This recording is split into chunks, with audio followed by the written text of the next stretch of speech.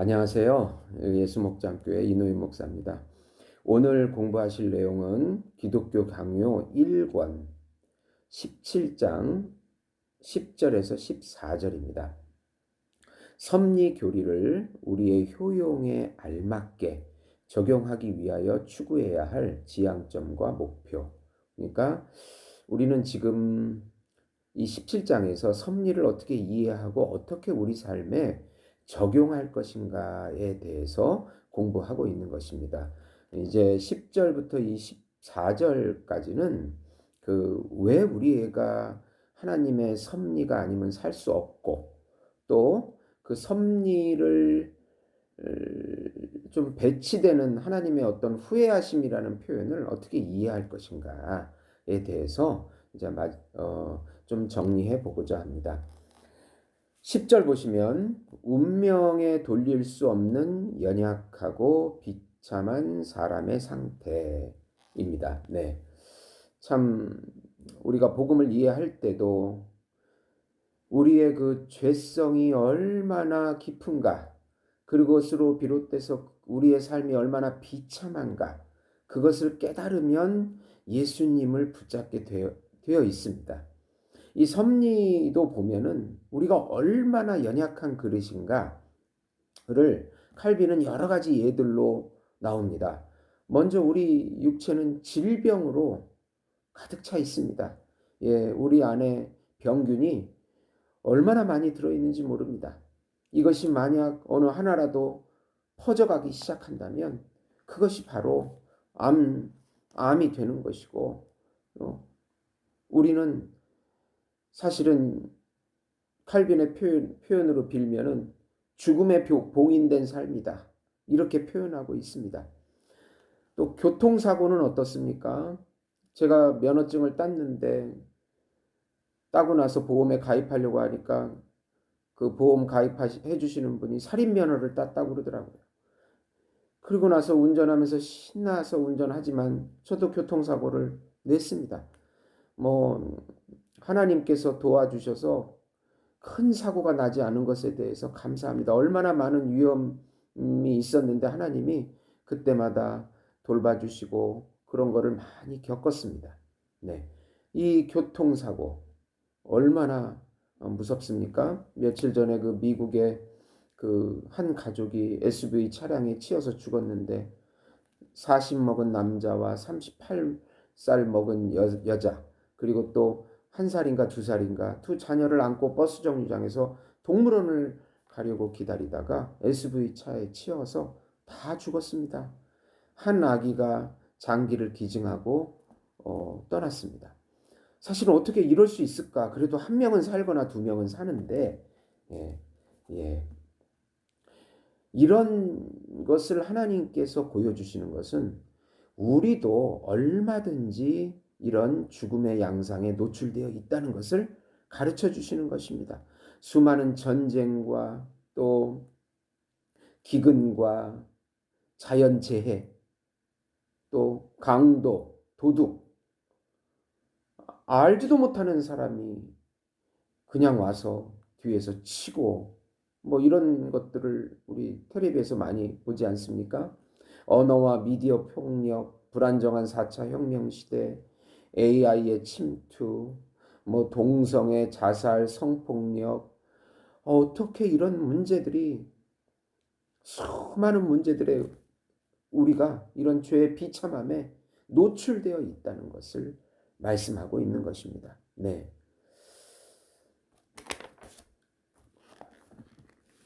우리는 그렇게 생각합니다. 우리에게는 거의 일어나지 않을 것이다. 적어도 항상은 일어나지 않을 것이다. 예. 모든 사람에게 다 일어나지 않거나 한꺼번에 이런 일들이 일어나지 않는다고 우리는 대부분 생각합니다.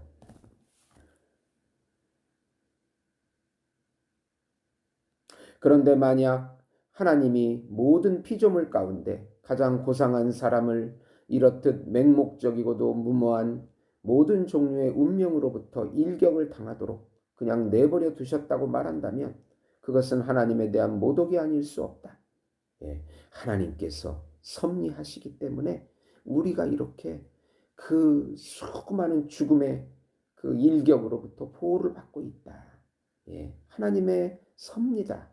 예, 이거를 말하고 있는 것입니다. 11절에 보시면 자기 백성을 대적으로부터 보호하시는 하나님의 섭리. 경건한 사람은 저 하나님의 섭리의 빛이 자기에게 비치자마자 이전에 자기를 극단적으로 누르고 있었던 불안과 공포로부터 뿐만 아니라 모든 염려로부터 위로를 받고 해방된다. 왜냐하면 그는 운명에 대한 공포를 느끼는 것만큼 꺼리낌 없이 감히 자신을 하나님께 의탁하기 때문이다.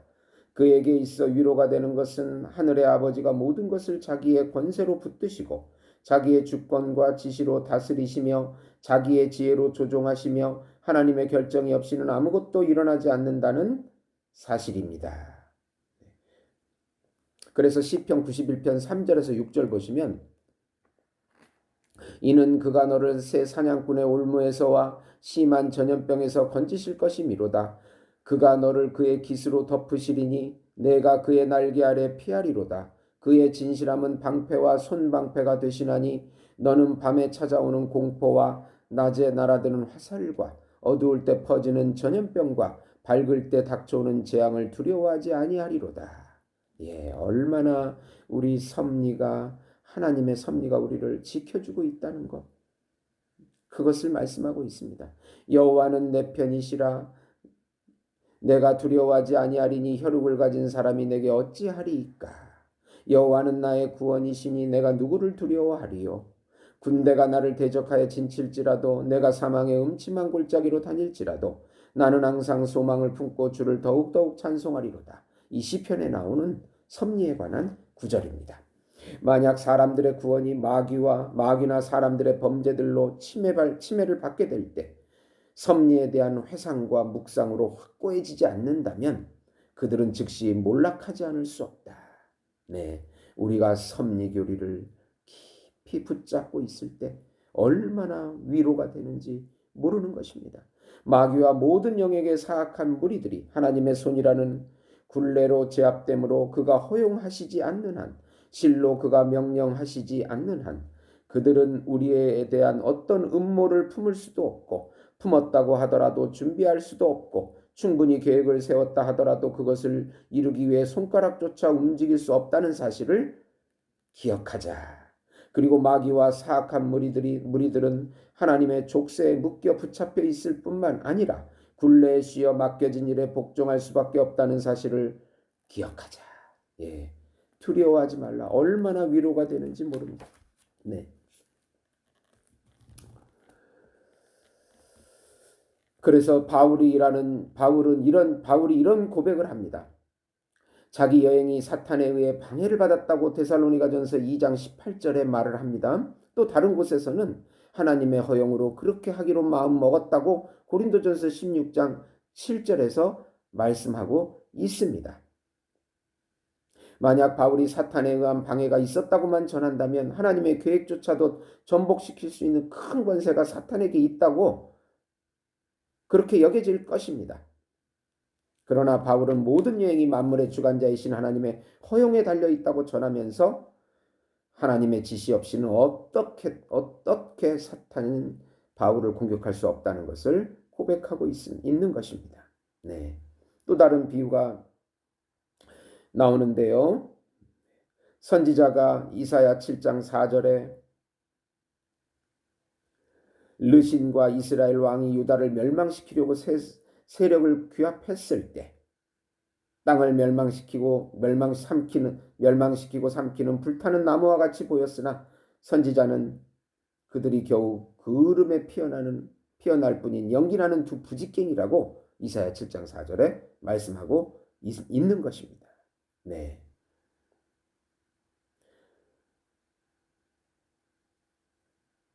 이제 이런 문제에 대해서 더 이상 성가심 당할 것 없이 우리가 주의를 기울이기만 한다면 섭리에 대한 무지가 모든 비참함의 극이다. 그것에 대한 지식이 최고의 복이 된다는 것을 인식하게 될 것이다. 예, 섭리를 믿지 않고 섭리를 묵상하지 않을 때 얼마나 우리가 두려움과 공포에 떨어야 되는 것을 비참함의 극이라고 표현했고, 우리가 그것을 굳게 붙잡고 나갈 때 우리가 영적으로 승리하기 때문에 최고의 복이라고 칼빈은 말하고 있는 것입니다. 이제 12절 보시면 하나님의 변개치 않으심에 배치되지 않는 후회하심. 근데 하나님은 이렇게 하나님의 뜻을 돌이키는 듯한 표현을 후회하심이라고 표현을 하셨는데, 이것이 섭리와 배치되는가? 그렇지 않다는 것입니다. 일단 이 본문을 보시면, 예, 하나님은 사람을 창조하신 것을 한탄하셨습니다. 분명히 창세기 6장 6절에 사울을 나라 위에 세우신 것을 후회하셨습니다. 사무엘상 15장 11절입니다. 네. 자기 백성에게 어떤 돌이킴이라도 있음을 의식하시면 그 순간 그들에게 내리기로 작정한 재앙들을 돌이키시겠다고 하셨습니다. 예레미야 18장 8절. 예. 또 하나님의 작정들 중에 어떤 폐지된 것도 있습니다. 요나를 통하여 니느웨 사람들에게 니느웨가 40일이 지나면 멸망한다는 사실을 분명히 알렸는데 그들이 회개하자 그들에 대한 선고를 관용으로 돌이키셨습니다. 요나 3장 4절과 10절입니다. 이사야의 입을 통하여 히스기야의 죽음을 선포하셨는데 그 왕의 눈물과 기도에 공감하셔서 그것을 15년 연장시켜 주셨습니다. 이사야 38장 1절입니다. 그리하여 많은 사람들은 하나님이 이 본문을 보고 많은 사람들이 하나님이 사람의 일을 영원한 작정으로 확고하게 수립해 놓은 것이 아니고 각자의 공로를 따라서 우리가 이렇게 하고 저렇게만 한다면 하나님 마음에 들기만 한다면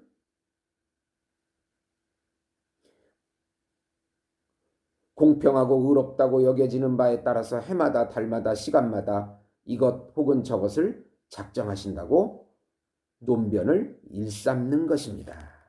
네. 그러면 만약 우리가 하나님께 후회하심을 돌리려고 한다면 하나님이 후회하셨다. 하나님의 계획을 바꾸셨다고 한다면 먼저 우리는 그가 일어난 일을 모르신다거나 그것을 피할 수 없으시다거나 곧 후회할 결정을 성급하고도 무모하게 내리신다고 말해야 할 것입니다. 그러나 성령의 지각과는 다릅니다. 성령이 하나님의 후회하심에 대해서 언급하는 그곳에서 하나님은 후회하심에 이끌리지 않는다고 전하고 있습니다. 사무엘상 15장 29절입니다. 사무엘상 15장 11절에서 하나님이 사울을 왕으로 삼으신 것을 후회하신다고 표현하십니다. 그러나 얼마 뒤에 사무엘상 15장 29절에 이런 말씀을 하십니다. 이스라엘의 지존자는 거짓이나 변개함이 없으시니 그는 사람이 아니심으로 결코 변개하지 않으심이니이다. 이 말씀을 통해서 하나님의 절대적 불변성이 공개적으로 아무 비유 없이 선포됩니다. 네. 하나님이 사람의 일을 경영하시기 위해서 정하신 규정은 영원하며 모두 그의 후회하심을 넘어서 있다는 것을 확실하게 보여주십니다. 발람의 말을 통해서도 하나님은 사람이 아니시니 거짓말을 하지 않으시고 인생이 아니시니 후회가 없으시도다. 어찌 그 말씀하신 바를 행하지 않으시며 하신 말씀을 실행하지 않으시랴. 이방 술사의 입에서 이런 말씀을 하게 하셨습니다. 성령을 통해서 이렇게 민수기 23장 19절에 말씀하신 것입니다. 하나님은 이런 후회하심이라는 말을 통해서 우리가 이해할 수 있는 언어로 표현하신 것입니다. 사실 하나님 후회하심이 없다. 후회하셨다.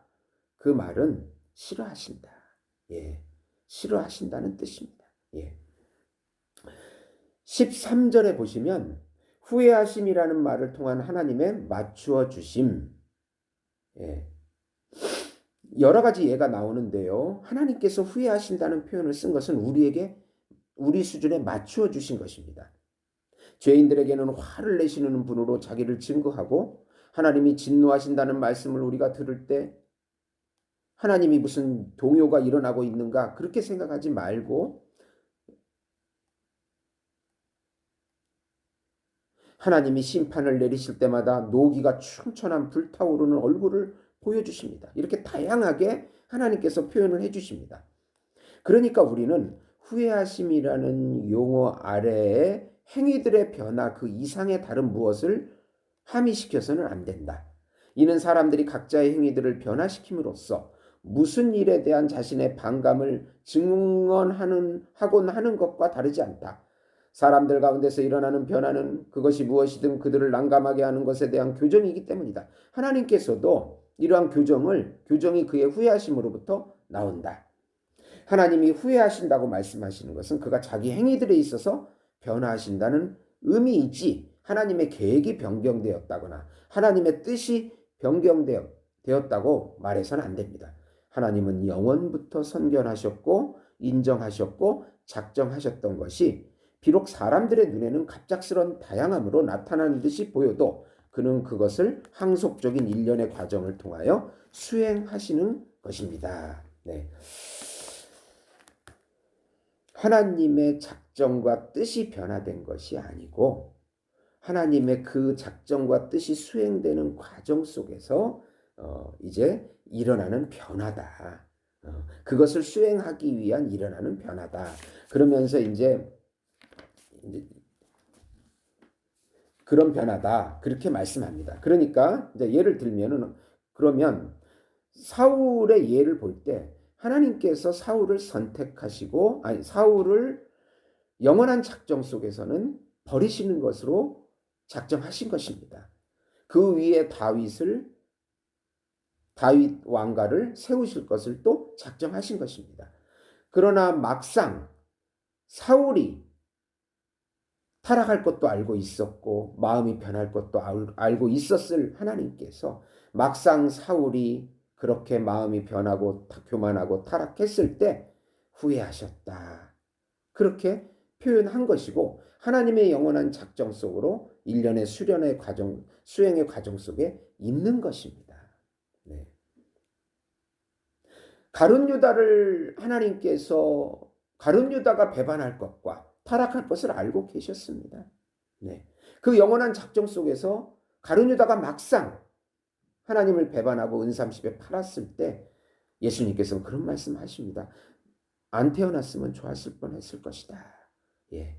그러면 예수님께서 가룟 유다가 타락하지 않을 것을 알고 계셨나요? 분명히 성만찬할 때 이 그릇에 나와 손을 같이 넣는 그 사람이 나를 판다고 말씀하셨습니다. 알고 계셨습니다. 그러나 막상 타락했을 때 그런 말씀을 하신 것입니다. 반대의 경우도 있어요. 이게 14절인데요. 다양한 섭리를 통하여 한 가지 불변하는 계획을 이루십니다. 니느웨 사람에게 멸망이 선포됐어요. 그러면 요나는 멸망할 줄 알았는데 멸망을 안 시키세요. 그러면 하나님의 영원한 작정은 멸망을 시키지 않는 것입니다. 그래서 멸망시키지 않기 위해서 하나님의 섭리가 작동하는데 요나를 통해서 멸망하니까 멸망을 선포하는 겁니다.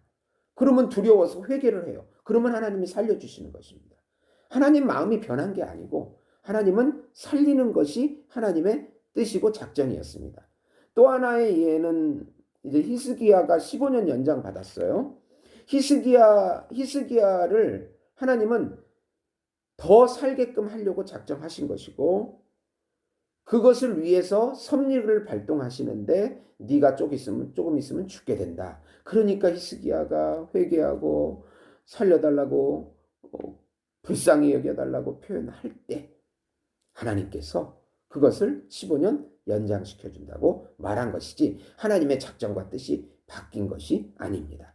그러니까 전자의 가룟 유다와 사울의 사건과 또 이 후자의 히스기야와 니느웨 사건은 양상은 틀리지만 하나님의 변함없는 뜻과 작정 속에 있다는 것을 보여주고 있고 그 행위의 변화가 있다는 것.